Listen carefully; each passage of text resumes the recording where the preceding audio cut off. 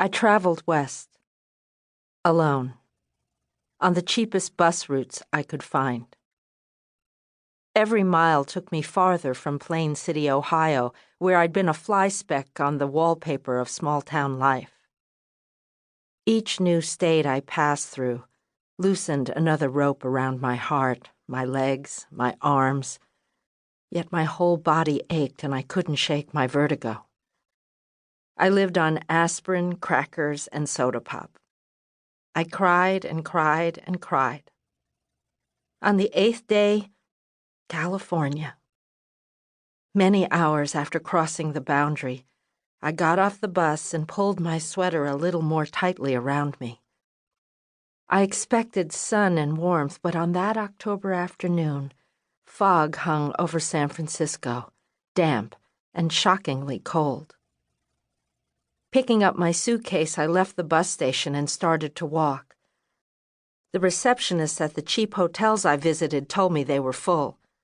"Go to Chinatown," they suggested. "You can get a room there." I had no idea where Chinatown was, so that didn't help me. And I'll say this about San Francisco: lots of hills, water on practically every side, and it seemed to me not a single street ran purely in any one direction. Finally, a man at a flea bag took my money, $1 a day, in advance, and gave me a key to a room.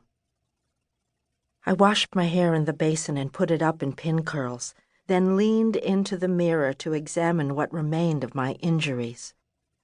My forehead had healed completely, but the inside of my skull continued to swim from being banged against the kitchen floor. The skin over my ribs was mottled green, gray, and purple. My shoulders still felt swollen and stiff from being dislocated and then jammed back into place, but the cut on my lip had nearly disappeared. I turned away and sat on the edge of the bed, hungry but too frightened to go out, and listening to the sound of God knows what coming through the walls.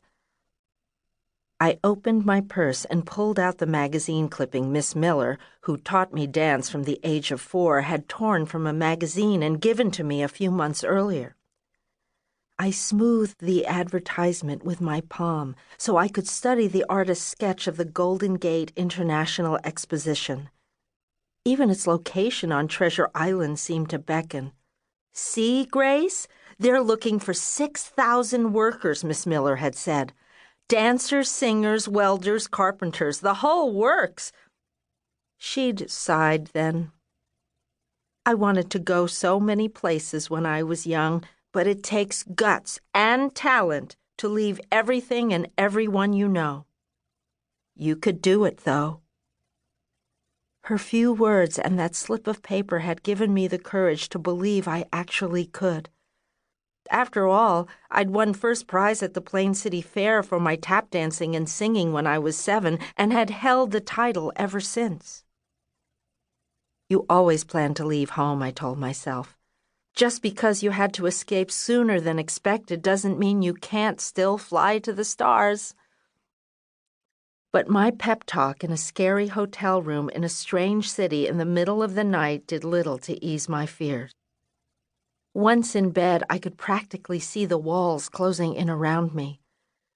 To calm myself, I began a routine I'd invented as a small child, running my hands the length of my arms. A broken tibia when I was 3. My mom told Doc Haverford I fell down the stairs. Slipping along my sides, several broken and fractured ribs over the years, and then lifting each leg and squeezing all the way to my feet. My legs had been a frequent target until I started dancing. The ritual both strengthened and soothed me. I was now alone in the world, with no home to return to and no one to rely on, but if I could survive my father's beatings and the petty prejudices of my hometown, then I could triumph over whatever obstacles the future threw my way. Maybe. Hopefully. The next morning, I combed out my hair, sweeping up the sides and letting the curls billow below, the way Carol Lombard did in My Man Godfrey. I put on the dress my dad bought for me when he took us to Cincinnati to buy supplies for the laundry. I'd chosen a dusty rose-colored cotton frock with a geometric print composed of interlocking mustard yellow and steel gray squares. Mom said the pattern of the fabric and cut of the dress looked too mature for me, and maybe that was so, but now I considered myself lucky to be wearing something so sophisticated. Filled with a sense of determination, I went downstairs and onto the street. I asked directions on nearly every corner and managed to find my way to the ferry building where I boarded the boat to Treasure Island, about halfway across the bay and just under the Bay Bridge. I imagined everyone on board was seeking a job at the Golden Gate International Exposition.